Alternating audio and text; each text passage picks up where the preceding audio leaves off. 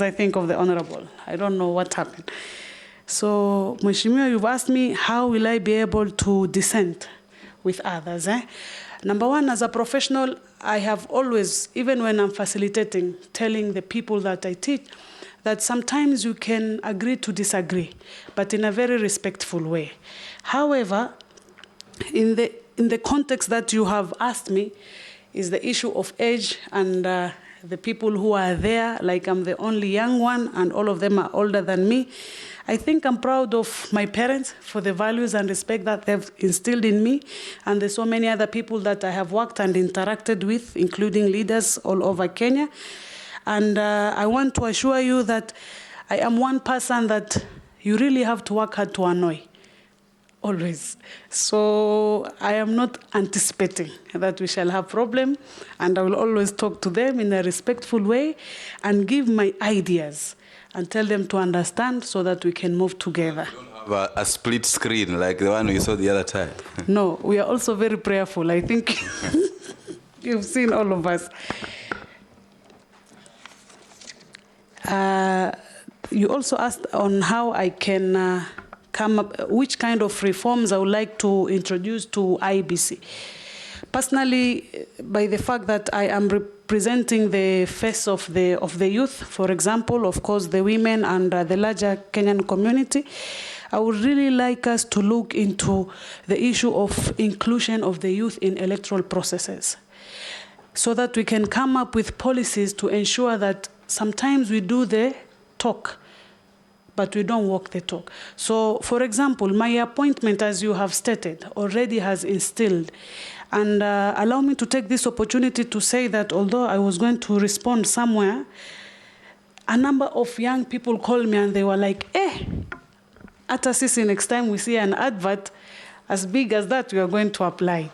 Because honestly, I just applied courageously, and I said, as long as I meet the requirement, I have 10 years, then age should not be a factor. And so with that courage, I want to also call out upon every Kenyan, young Kenyan watching me right now, please apply. And we have a lot of opportunities as a country. Honorable... Chair, yes. Campaign financing.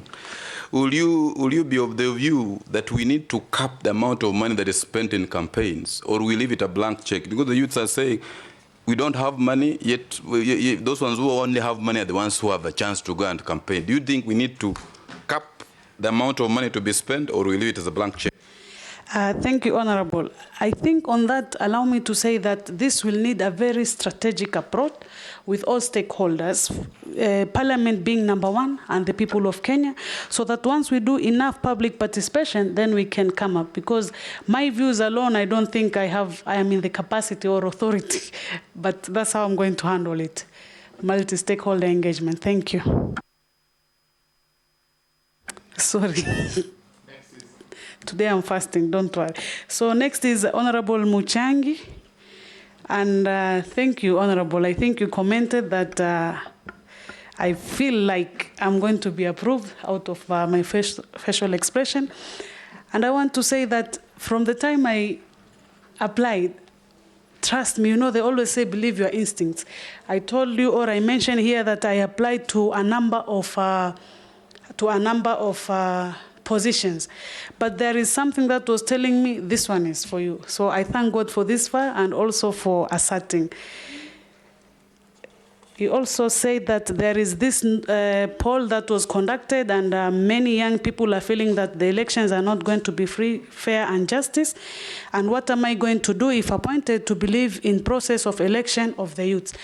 Number one, I want to repeat, most of these things will repeat one another, but allow me to say that I'm going to ensure that we have structured dialogues with the youth.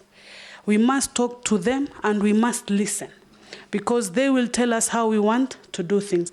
Number two, for example, they have so many other proposals that they think, especially when we do public participations, that they think we should do to gain that trust. For example, just before I came here, I think a week or two ago, there is a video of one Abdullahi Hussein, another young man. I don't know if you have seen.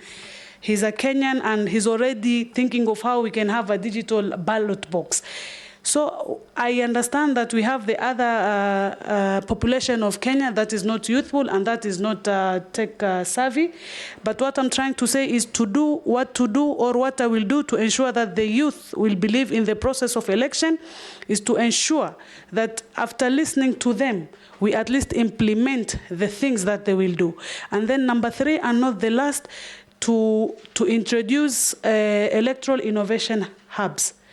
These people have ideas, and 2 heads are better than 1. So once we sit down with them, as a commission, then we can be able to hear. And what is doable, of course, after everything within the law, we shall do. And what is not doable, then we can reach as we develop as a nation. Thank you, Honorable. Honorable Otiende. I already asked into doing the degree of law, so thank you for that. And if need be, we shall come for consultation and classes so that we can also be advocates.